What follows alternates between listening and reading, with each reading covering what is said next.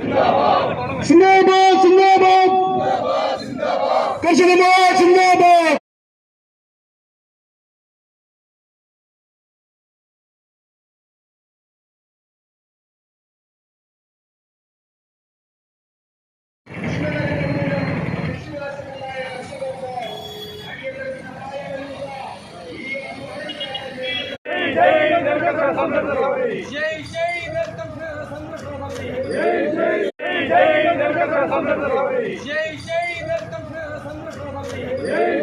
നേരിട്ടുകൊണ്ടിരിക്കുകയാണ്.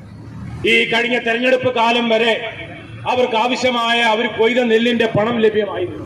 പക്ഷെ അതിനുശേഷം ഇങ്ങോട്ട് SBIയും കാനറ ബാങ്കും ഒരു രൂപ പോലും കൊടുക്കുവാൻ തയ്യാറാവാത്ത സാഹചര്യം ഉണ്ടായിരിക്കുന്നു.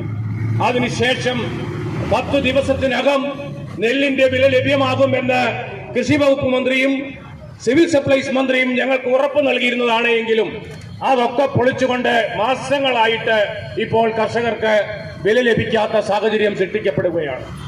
അതുപോലെ തന്നെയാണ് ഉഷ്ണതരംഗത്തിൽ പതിരായിപ്പോയ കർഷകർക്ക്, നെല്ല് പതിരായിപ്പോയ കർഷകർക്ക് അവരുടെ നഷ്ടപരിഹാരം ലഭിക്കുവാനുള്ള സൗകര്യം ഉണ്ടാവണം. പ്രിയപ്പെട്ടവരെ, ഇത് കോട്ടയം പട്ടണത്തിൽ വിളഞ്ഞ നെല്ലിന്റെ ഇതാണ്.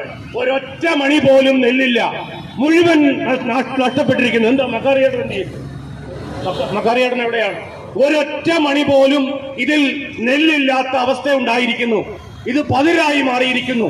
ഉഷ്ണതരംഗം ഉണ്ടായതോടുകൂടി വ്യാപകമായി ഉണ്ടായിരിക്കുന്നു. അപ്പർ കുട്ടനാട് മേഖലകളിൽ ഇങ്ങനെയുള്ള ഒരു പ്രതിസന്ധി